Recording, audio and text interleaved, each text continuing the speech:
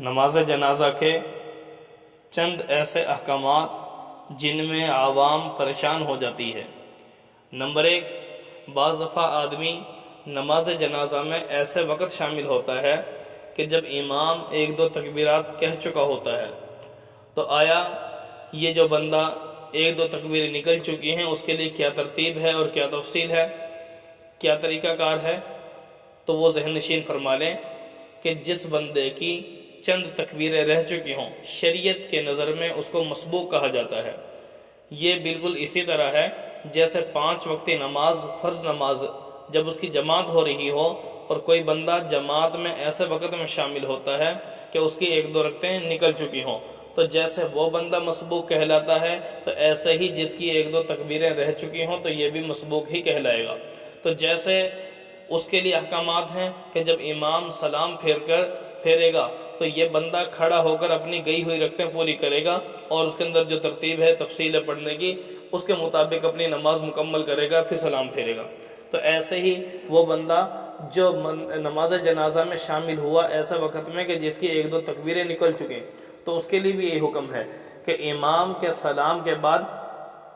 اپنی گئی ہوئی جو تکبیریں ہیں ان کو ادا کرے گا۔ لیکن اس کے لیے ذہن نشین فرما لیں کہ جب وہ آیا ہے نماز جنازہ میں شامل ہونے لگا تو اسی وقت دیکھے اگر امام جو تکبیر کہہ چکا تھا اس تکبیر میں وہ شامل نہ ہو، بلکہ آگے جو تکبیر کہنی ہے امام نے اس تکبیر کا انتظار کرے اور پھر نیت باندھے۔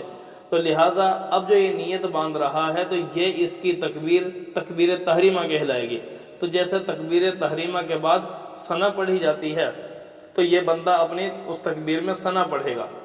اور جب امام اگلی تکبیر کہے گا تو یہ بھی امام کے ساتھ اگلی تکبیر کہے گا، تو یہ اس کی دوسری تکبیر ہوگی، اور دوسری تکبیر میں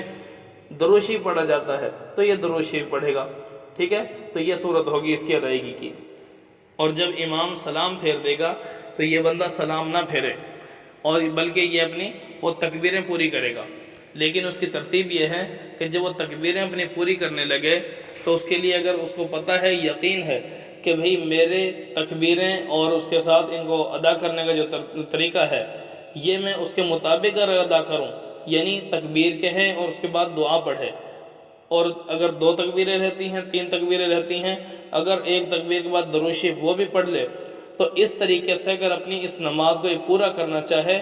اور اسے یقین ہو کہ میت کو اٹھایا نہیں جائے گا، یا اسی طرح لوگ منتشر نہیں ہوں گے یا دھکے وغیرہ نہیں لگیں گے، گویا نماز میں خلل واقع نہیں ہوگا، تو اس کو یہی حکم دیا جائے گا کہ آپ مناسب یہ ہے کہ اپنی نماز، اپنی جو تکبیریں رہی ہیں ان تکبیروں کو اسی کے مطابق ادا کریں جو سنت طریقہ ہے، یعنی تکبیرات کے ساتھ ساتھ دعائیں وغیرہ بھی پڑھیں۔ لیکن اگر یہ یقین نہیں ہے، نماز کے خراب ہونے کا خطرہ ہے، تو صرف 2 دفعہ 3 دفعہ جو تکبیریں رہتی ہیں صرف اللہ اکبر اللہ اکبر اللہ اکبر اس طرح 3 دفعہ کہہ کر سلام پھیر دے اور اپنی نماز کو مکمل کر لے گا۔